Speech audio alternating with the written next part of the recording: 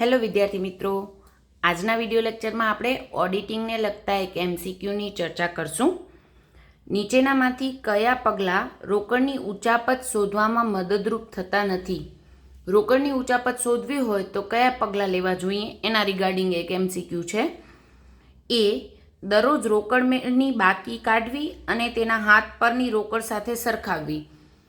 બી રોકડમેળ અને પાસબુકની નિયમિત સરખામણી કરવી અને બેંક સિલક મેળ બનાવવો.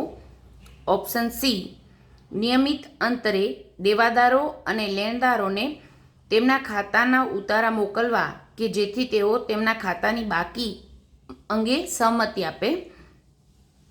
અને ઓપ્શન ડી નિયમિત અંતરે કેશિયરનું કામ કરનાર કર્મચારીની બદલી કરતા રહેવું. અહીંયા આપણે કીધું છે કયા પગલાં રોકડની ઉચાપત શોધવામાં મદદરૂપ થતા નથી. તો ઓપ્શન એ છે કે રોકડ મેળની રોજે બાકી શોધવી અને હાથ પર જેટલી રોકડ હોય એની સાથે સરખાવવી. તો આપણે રોકડ મેળમાં જે હિસાબમાં લખ્યો છે એમાં જેટલી બાકી છે એટલી જ હાથ પર રોકડ છે એ જોઈએ અને એ બંને સરખી હોય તો દેટ મીન્સ ઉચાપત થઈ નથી. એટલે આ કાર્ય કરવાથી આપણે ઉચાપત થઈ હોય તો તે શોધી શકીએ છીએ. એટલે આ આપણો જવાબ ન હોઈ શકે. ઓપ્શન બીમાં કીધું છે રોકડમેળ અને પાસબુકની સરખામણી કરવી. ઘણીવાર આપણે રોકડમેળમાં 3 ખાનાવાળો રોકડમેળ બનાવતા હોઈએ છીએ, બેંક, રોકડ અને વટાવ.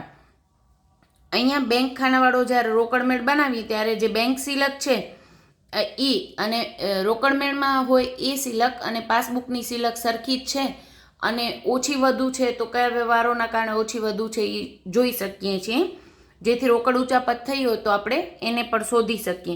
એટલે આ પણ આપણો જવાબ ન હોઈ શકે.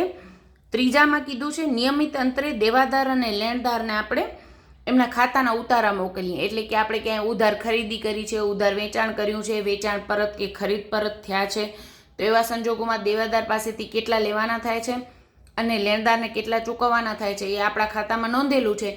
એ જ આપણે એને મોકલી આપીએ જેથી એટલા જ વ્યવહારો થયા છે એના અંગે એ સંમતિ આપે કે હા આટલા જ એ હવે આપણે દેવાના કે લેવાના થાય છે. તો વધઘટ થઈ હશે તો એ પોતે કહીને મોકલશે કે ના મારી આટલા દેવાના નથી થતા કે આટલા આપવાના લેવાના નથી થતા. તો એવા સંજોગોમાં રોકડ ઉચાપત થઈ હશે. સપોઝ કે દેવાદારે અમુક રકમ મોકલી આપી છે પણ કેશિયરે એ ઉચાપત કરી લીધી હોય તો આપણા દેવાદારના ખાતામાં એ રોકડ બોલતી હશે નહીં. એટલે આપણે એની પાસે વધુ માંગતા હશું એવું બતાવતું હશે દેવાદારનું ખાતું. જ્યારે આપણે એને ઉતારો મોકલશું તો એવા સંજોગોમાં જો ઉચાપત થઈ હશે તો આપણે પકડી શકશું. એટલે આ પણ જવાબ ન હોઈ શકે. એટલે ઓપ્શન ડી આપણો સાચો જવાબ છે. નિયમિત અંતરે કેશિયરનું કામ કરનાર કર્મચારીની બદલી કરતા રહેવું.